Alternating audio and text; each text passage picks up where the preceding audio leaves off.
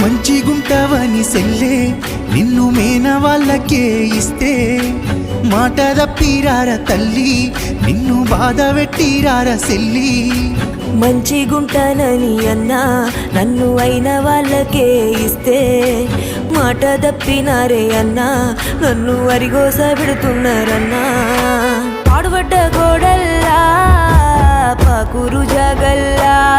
నన్ను ఇచ్చిన బాగుండునే చదువురానోని సేతుల్లా అయ్యో ఏమి చేద్దునే సెల్లెలా